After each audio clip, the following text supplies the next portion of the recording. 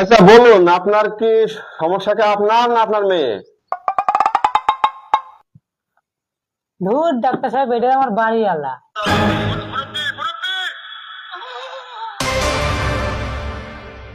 এটা বাড়িওয়ালা কি করে সম্ভব হলো? হ্যাঁ, এটা কি করে সম্ভব হলো? ফেসবুকে প্রেম করেছিলাম, ভাগায় নিয়ে চলে এসেছে। তখন আমার আবেগে কাজ করছে, বিবেক কাজ করে না। তা আপনার বয়স কত? আমার বয়স মাত্র 85 বছর। আমার বড় বয়স আছে খালি 20 বছর। তা আমি এখন কি করতে পারি? আমি বাবা হতে চাই। এটা সম্ভব না, অসম্ভব। ডাক্তার সাহেব, আপনি যত টাকা লাগে আপনি নেন, আমি বাবা হতে চাই। টাকা দিলেই তো সবকিছু হয় না। যেভাবে হোক আমার বাবা হতেই হবে। আচ্ছা, আপনাকে একটা গল্প বলি। যেমন ধরেন, আপনি জঙ্গলে গেলেন শিকার করতে, হঠাৎ একটা বাঘ আপনার সামনে। জীবন বাঁচাতে বন্দুক তাক করলেন বাঘের দিকে। পরক্ষণ আপনি খেয়াল করলেন এটা বন্দুক নাই, এটা ছাতা। জীবন বাঁচানোর তাগিদে আপনি ছাতা দিয়েই গুলি করলেন। কারণ গুলি খেয়ে বাঘটা মরেও গেল।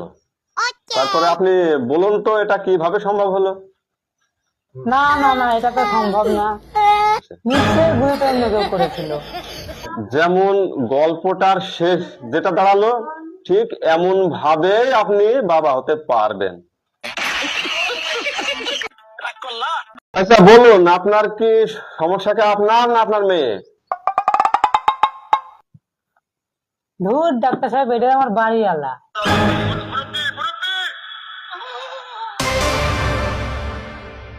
এটা বাড়িওয়ালা কি করে সম্ভব হলো?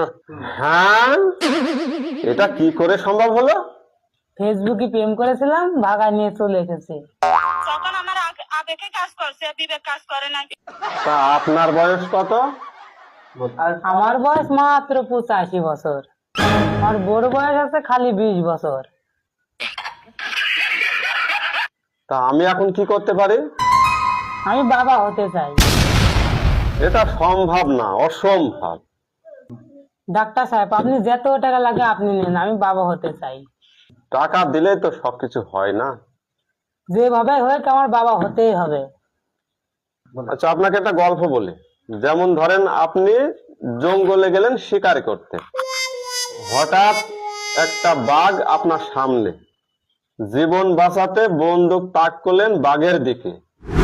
পরক্ষণ আপনি খেয়াল করলেন এটা বন্দুক নাই, এটা ছাতা। জীবন বাঁচানোর তাগিদে আপনি ছাতা দিয়ে